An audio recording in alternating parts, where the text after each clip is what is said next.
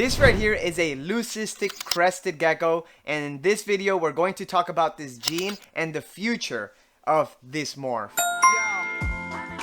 Alright, so this boy right here is a Leucistic Crested Gecko, and I've had him for close to a year now, and I could confidently tell you that these guys are healthy as can be. Now, there was a lot of doubts when it came to the super fire or the super genetic hypo or the super pinky. All of this refers to the same type of gecko, which I am calling a leucistic because that's what it is. Anyways, there was a lot of doubts when it came to the health of these animals because, quite frankly, it doesn't look like the healthiest animal when you look at it from, online or in social media. But seeing them in person, seeing how they move and how they grow and their overall face and nostrils and everything, I could tell you it is a very healthy animal. Will there be developmental issues in the future?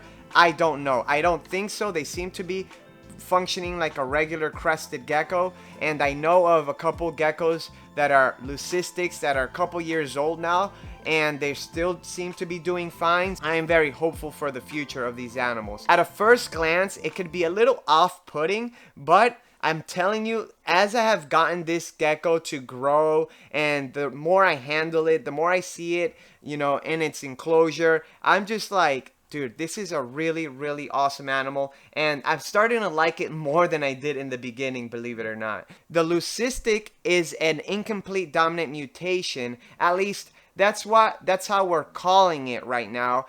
I'm going to really have to breed this thing out to tell you confidently that if it is an incomplete dominant. The single gene version of the Leucistic Crested Gecko is what we call a genetic hypo, and this type of gecko is supposed to have a little bit of some poop.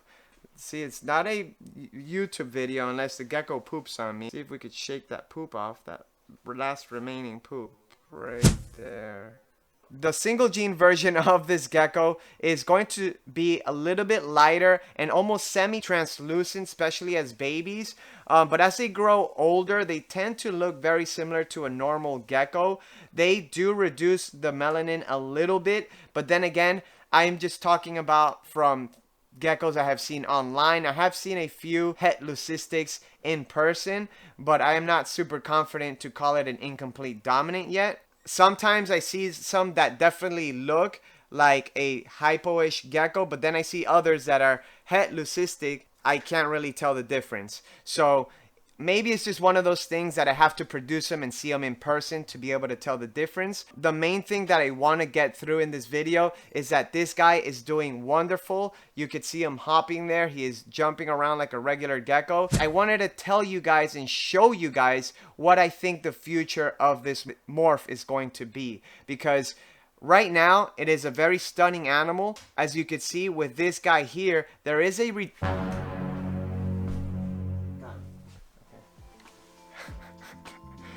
As you can see with this guy here, there is a reduction of scales, particularly in the crest area.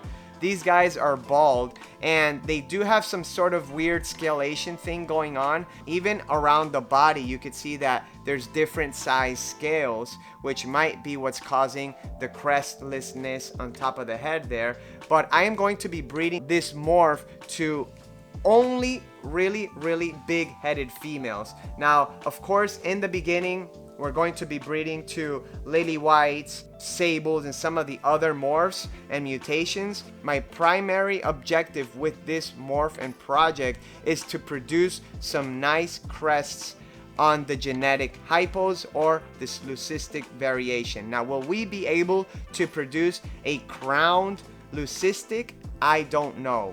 I'm going to try, but I can't promise we will. But here coming up, I am going to show you the females that I plan to pair up with this guy in order to produce some big-headed genetic hypos. And this right here is Bertha. Now, if Bertha looks familiar to you, that is because she was in our previous Gold Standard Gecko Club video, and she was actually the best lily white of the Daytona Expo. One of the reasons why Bertha is so special is because of that big old head. Now the lineage on Bertha is the main reason I was interested in breeding her to our leucistic animal, and it is that she is an offspring of Mac, and Mac is a gecko from Juliana's Geckos that just has one of the craziest head structures I have ever seen, and clearly he passes it down to his offspring.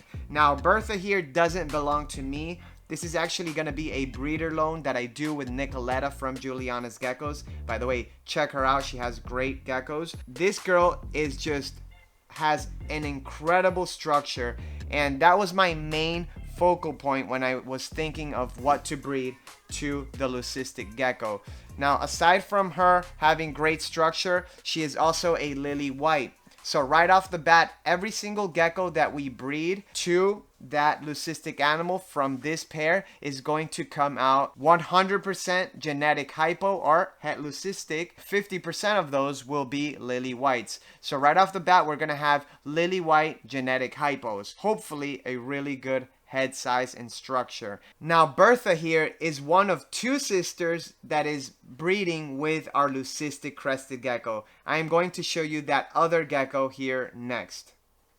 And this is the other Mac daughter. Her name is Gertrude, and this girl also won one of the Gold Standard Gecko Club championships in the red base category. You could see she has the craziest head structure I think I've ever seen on a lily white, and her color is bright white. This girl was also produced by Nicoletta at Juliana's Geckos. The reason why I was so excited to breed her to the leucistic boy, aside from passing down that beautiful structure, I love her coloration. And I have this theory in my mind that the reds and the yellows are going to be that much brighter when you use the het leucistics or the genetic hypos to get rid of some of that dark pigment. Is that gonna come true? Am I right on that? I don't know. We will have to wait and find out.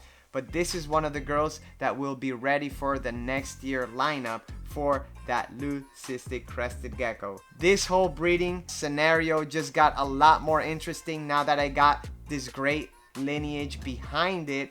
I am looking forward to producing some really nicely. Got her. She's freaking out a little bit. I'm looking forward to producing some really great structured leucistics. Maybe in the future we will produce a crowned, fully leucistic crested gecko. Who knows? Either way, hope you guys follow along in the journey, and we will be giving you more updates on this leucistic project as we develop it.